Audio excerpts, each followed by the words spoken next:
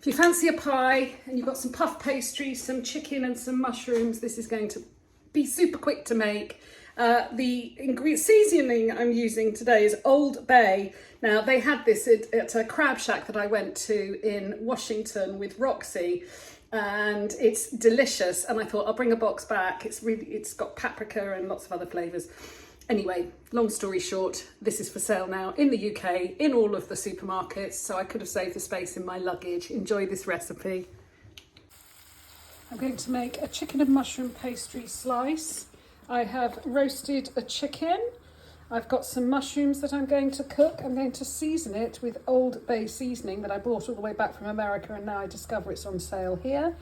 I am making a mushroom stock here. I've got some porcinis soaking, and I will take the porcinis out and cook them with the mushrooms, and I will use that to make a nice sauce. The onions have cooked, the mushrooms have gone in. I'm now melting some butter to start the sauce. I'm guessing the butter was about 30 grams. I'm adding some flour,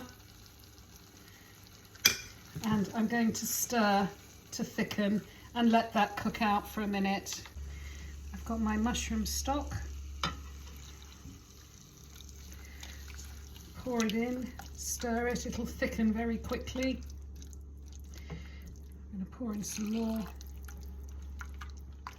and keep going until you have a nice sauce and enough sauce to coat all your chicken. Oh, this looks good. Okay. I'm going to taste it. I'm tasting. This is where I'm going to add a little bit of my Old Bay. I'm just going to start off with a little bit. I'm using all of the leg and wing meat because it's cooked. I don't want to use the breast meat, it'll probably dry out.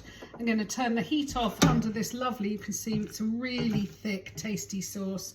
I'm going to put that meat in, give it a good stir, and you need to set this aside to cool. You can't, making a pastry slice, you need cold filling, as opposed to making a pie with just a top where you can just put the top on. This has got to cool. Roll out your puff pastry.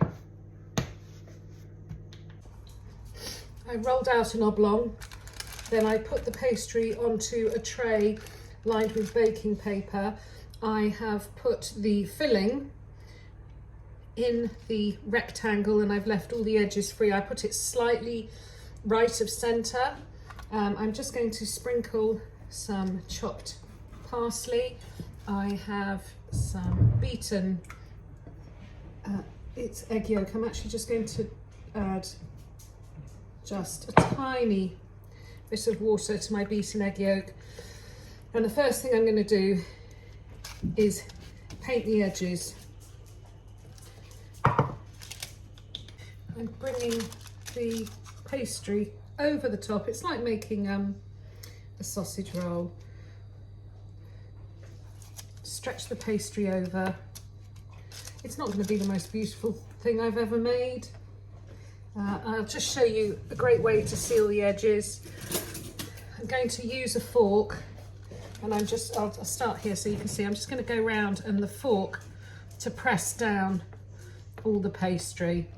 Once that's done, you'll then paint it with some more egg. I have preheated the oven to 180 degrees. I'm going to cover this with egg wash, and then I'm going to put some little slits in it just so the steam can escape, and I'm going to cook it for half an hour.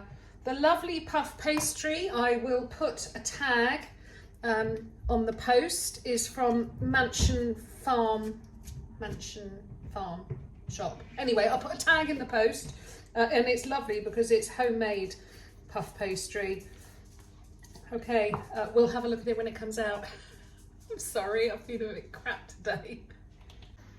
Oh, I am pretty excited about this. It has turned out to be a bit of a monster. I don't know, would that actually feed 4 very hungry people? But yes, it's like a giant ginster. Yum, I will definitely share the recipe for this. It was so quick and easy, even though I lost... Oh shit, I'm starting again. Right, here it is. It's like a giant ginsters. Beautiful chicken and mushroom pie thing that you will then just cut into slices. We're going to have ours with broccoli. We are now cutting in to the pie. Oh.